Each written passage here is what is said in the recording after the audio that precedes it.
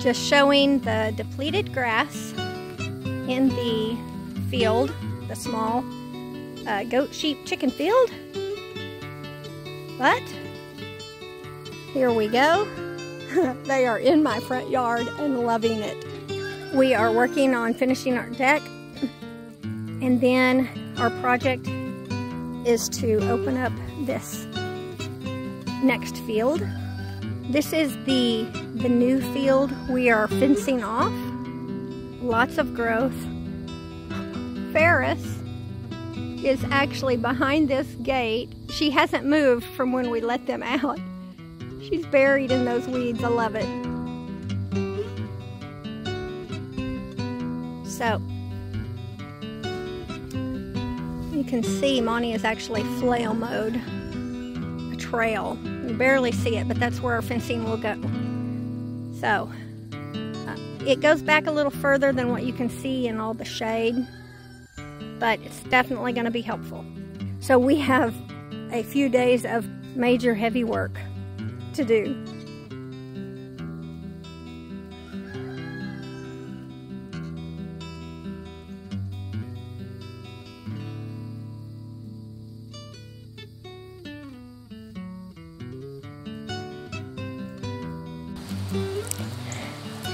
Okay, I am out here this morning.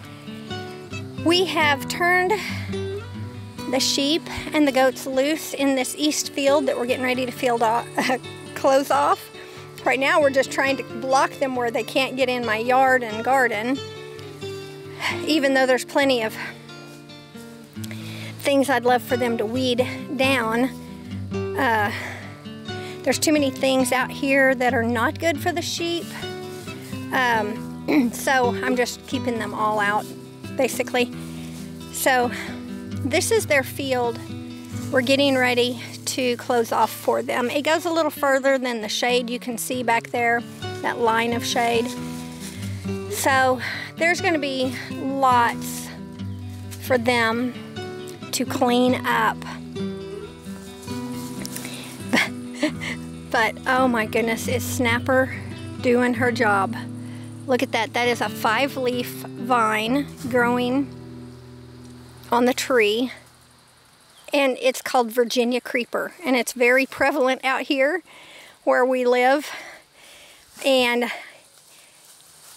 I react to it like poison ivy. It acts like poison ivy on me. So, along with poison ivy, poison oak, we have Virginia creeper, which might even be a little more invasive than poison ivy out here. I'm not sure. Good. They found the water. I will have their trough brought over here pretty soon. Let's see where the other girls are. There they are. They should be coming back. Oh, I think we left the gate open. They might be going back in the field. I really want them to stay out here where this grass is. I kind of think they will. Yeah, the gate's open. Matter of fact, we had chickens come out, and that's fine, except for I think some ended up in the ravine, and the ravine's a little bit of a dangerous place because that's where the critters, the dangerous ones, can hide. They come right up to the edge and they can snag them, but mostly that would be fox or coyote or dogs. So I think they would go after my chickens before my sheep. Today we should get started setting T-posts, and hopefully tomorrow and the next day we can get all the fencing. We've got gates sitting around, but I think we're ready.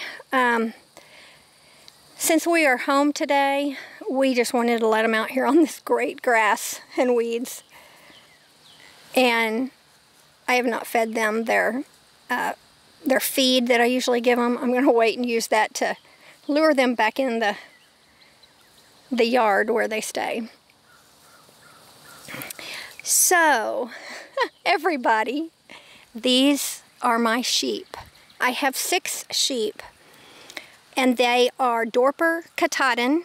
I have 2 females, which we are keeping. We have 4 wethers. Now, a wether is a male that cannot be a ram. The wethers were banded.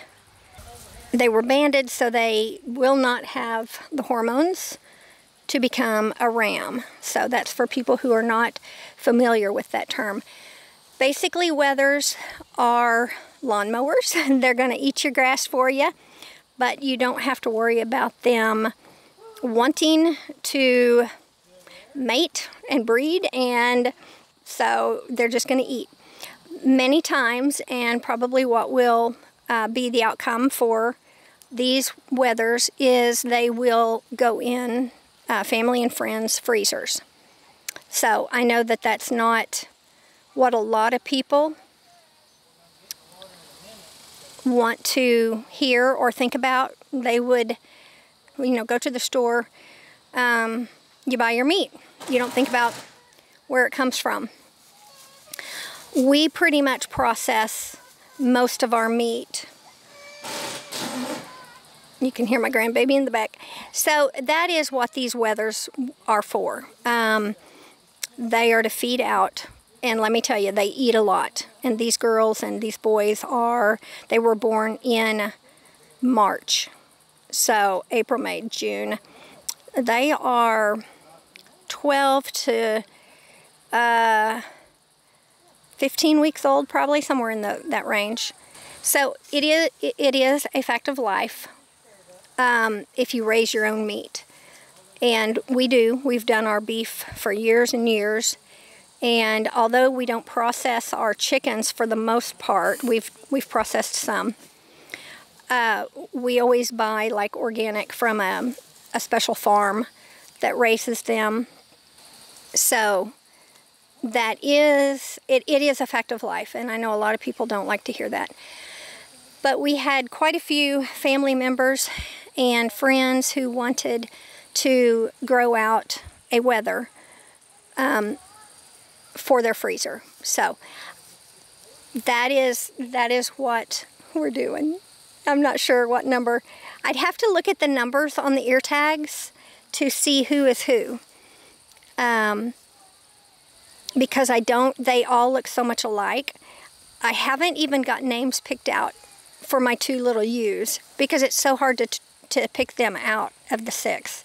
And we haven't had them but a couple of weeks. But I'm pretty sure one of my little sweet ewes is Pearl. She will be Pearl. I need help thinking of another name.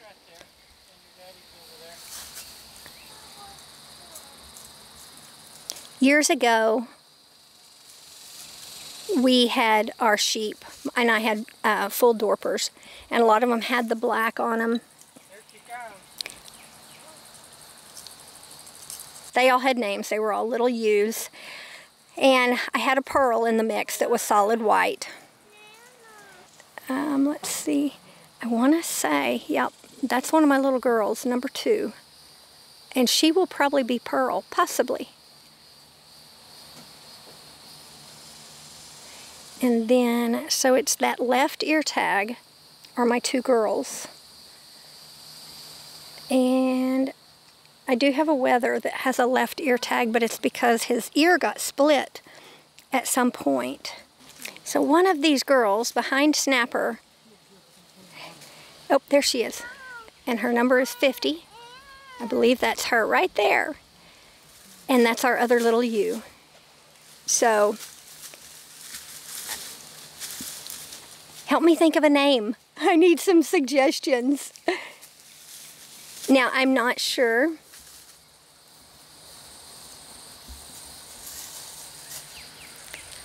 I'm not 100% sure that we're not going to get another ewe or Kiko. I know I said I wasn't going to get any more Kikos, that 2 was enough, but when we get down to just 2 ewes, 2 little girls for each, and kiddos, I don't know if 4 is going to be enough to keep up all this area.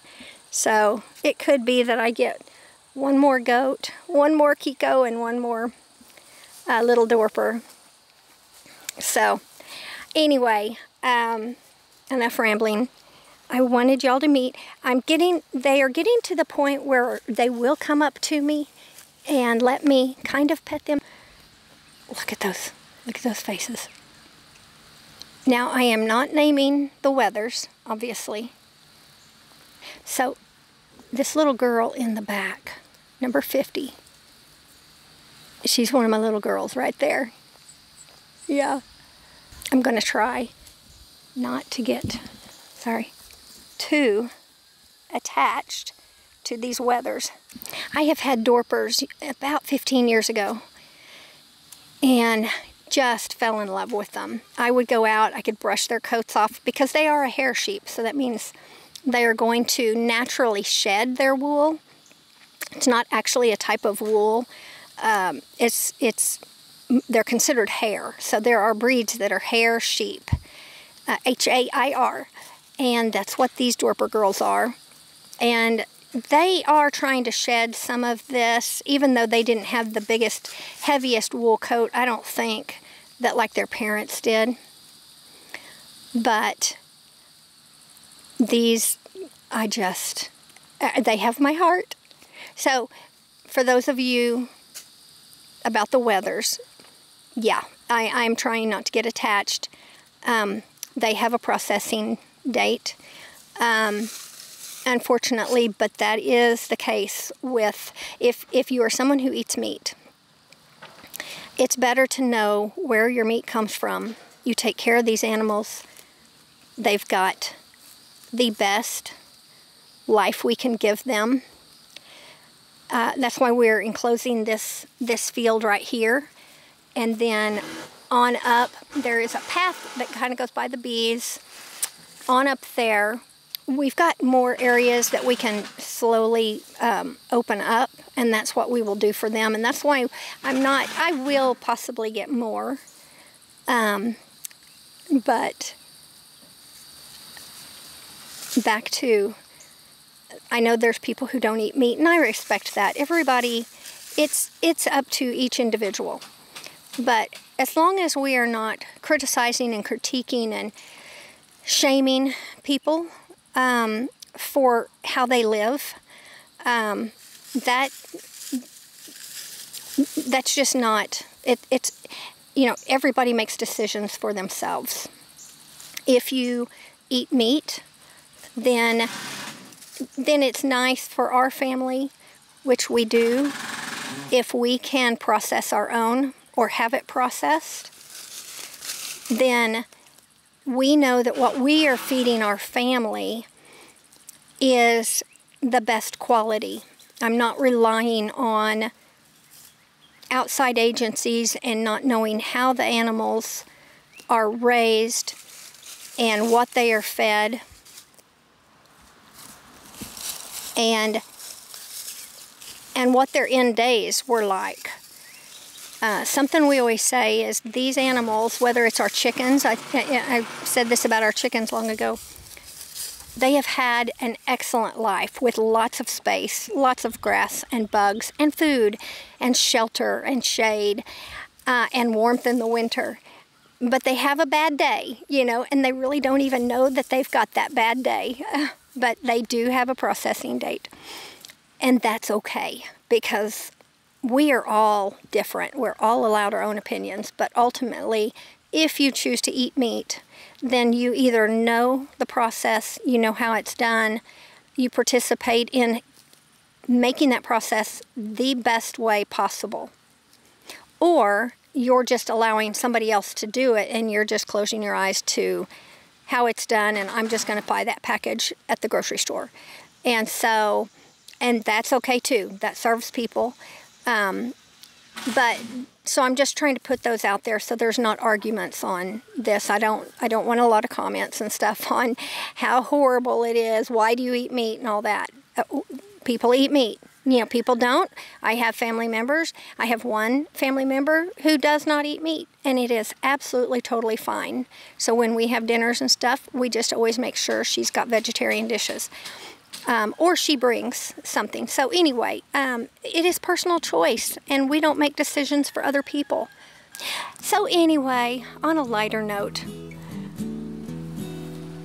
I could sit and look at these girls all day, but Monty is finishing a deck we're building, and look at that.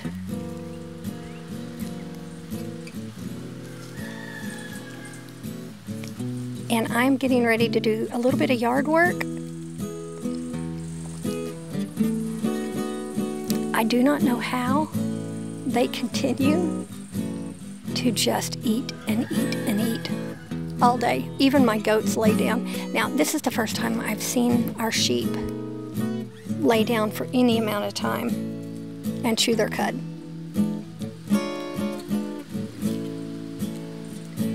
And I wish I could just, I'm sitting down here on the ground with them.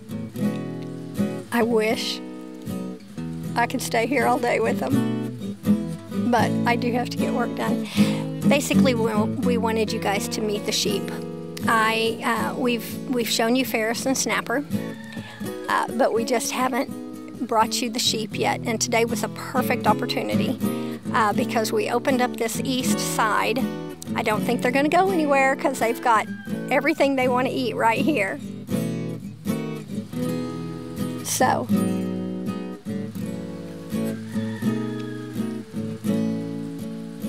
we will be back on another day with one more thing, something else we're working on. I hope you guys join us.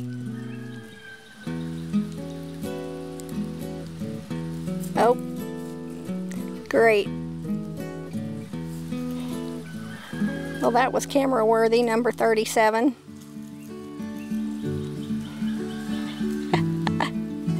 And that should be number 50 right there, I think. No, that's number 2. Here's my 50, right there. She's back to eating.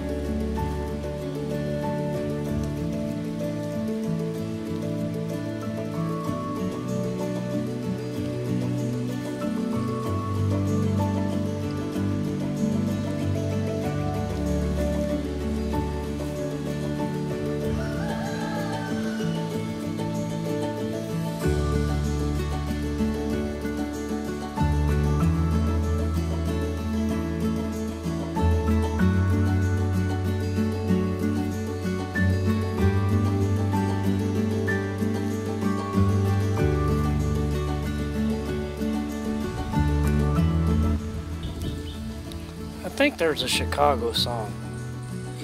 Easy like Sunday morning. These girls have got it. Guys and girls. Guys and girls, yeah. I hope you can see them. Several of them are laying down, just chewing their cud and happy. We just, and the goats, they're both up here somewhere. Anyway, we wanted to bring you guys along with introducing the sheep to you.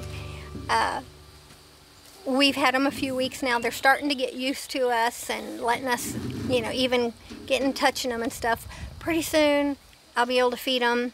Well, I actually have fed them out of my hand a little bit. They're warming up to us that much. So long ago with my old sheep, I was able to brush them and get that hair to come off and stuff, and I'm working towards that. But because these are Dorpers and they're not, you don't shear them. These you. They're hair sheep, yeah.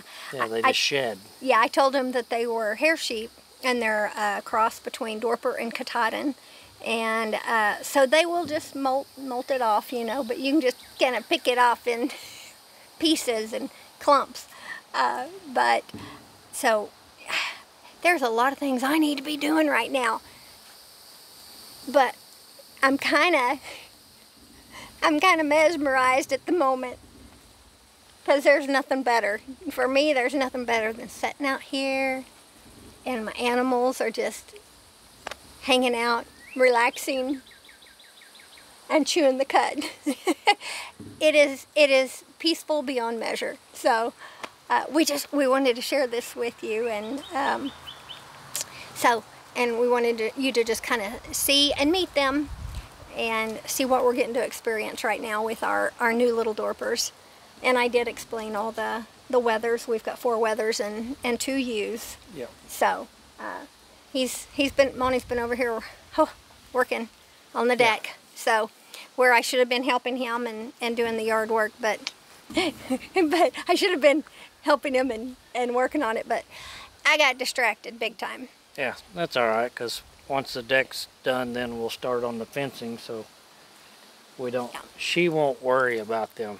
I don't think they're going to leave because there's too much to eat right here. So true, but at the same time, I did mention where we have fox and coyotes and stuff. So I do have some chickens that have come out of the field, and Son said something about maybe one of them being on the back side, and so we know a lot of them have disappeared due to that that ravine. Yeah, chickens are a whole nother story. That's where the term bird brain came from, because they have no sense. They go where they shouldn't. Well, I think some people might say that about sheep and goats too. Well. But anyway, so yes, we are getting this fenced off, and it will be done within the next few days. So we do have to get to work. This video is long enough, but I just wanted to bring you along with this, and you guys have a wonderful day. Happy 4th. Yep. We're dating this. Very, very close to the 4th of July, so have a wonderful one, and we will see you guys on the next one.